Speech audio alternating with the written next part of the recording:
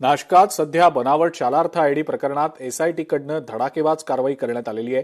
जळगावच्या जामनेरमधल्या भाजप नेते संजय गरुड यांना बनावट शालार्थ आयडी प्रकरणात नाशिक पोलिसांनी सोलापुरातनं ताब्यात घेतलंय। या सगळ्या कारवाईनंतर आता राज्याच्या शैक्षणिक वर्तुळात मोठी खळबळ उडालेली आहे। बहुचर्चित शालार्थ आयडी घोटाळ्यात नाशिक पोलिसांना एक मोठा मासा आता गळाला लागल्याचं दिसतंय।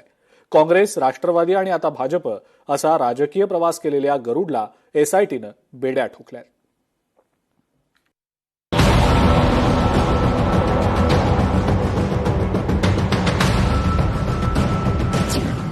बनावट शालार्थ आयडी घोटाळ्यातील मोठा मासा गळाला।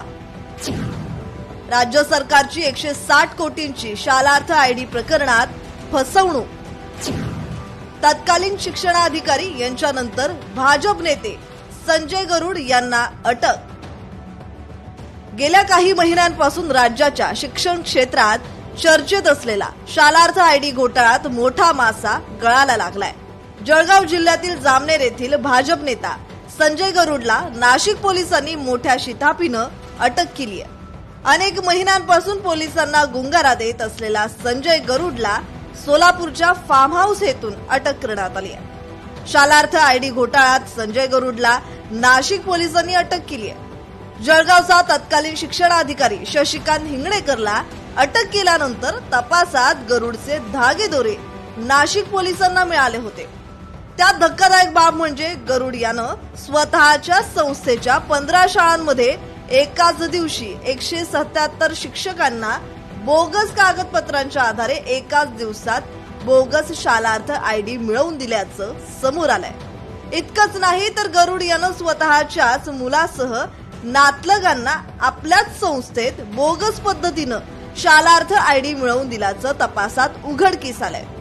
गंभीर बाब म्हणजे वैयक्तिक मान्यता आणि शासन मान्यता याचा कुठलाच ताळमेळ संस्थेच्या दप्तरी आढळून आलं नसून आणि अनेक शिक्षकांना गरुडने वेतनही दिले नसल्याची बाब तपासात समोर आली आहे। कोट्यवधी रुपयांचा गरुड यानं डल्ला मारल्याचा संशय आता पोलिसांना आहे। 177 शिक्षकांचे शालार्थ आयडी बनवून घेतलेल्या त्यांची नेमणुका केली आहेत। ह्या नेमणुका त्यांनी दाखवल्यात 12 आणि 13च्या, पण त्यांची जी शाळा वैयक्तिक मान्यता आहे ही त्यांना 15, 16, 17 अशी मिळालेली आहे।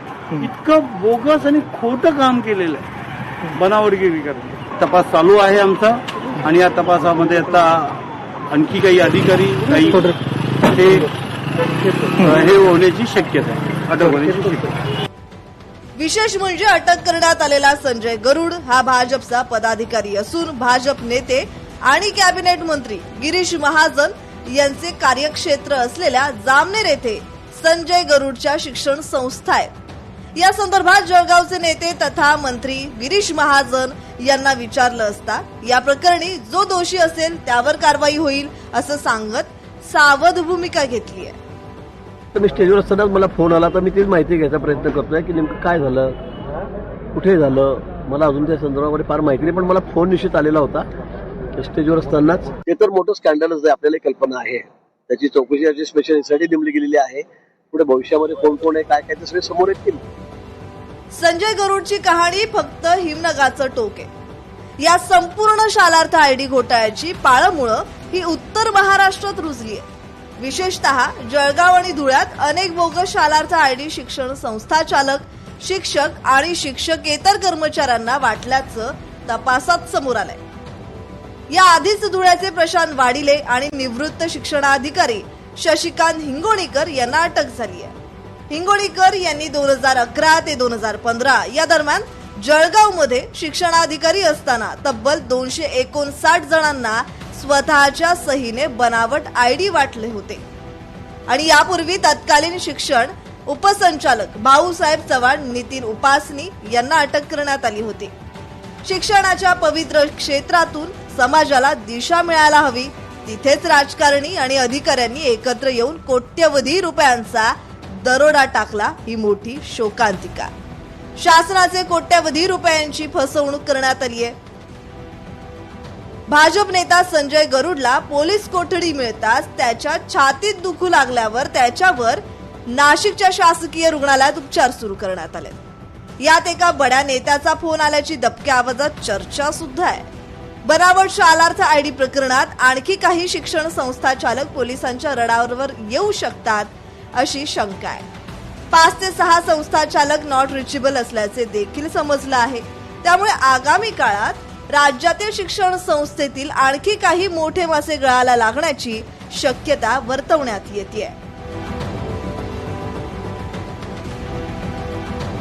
महेश महाले, लोकशाही मराठी, नाशिक. लोकशाही मराठी ऐका, पहा, जागरूक रहा.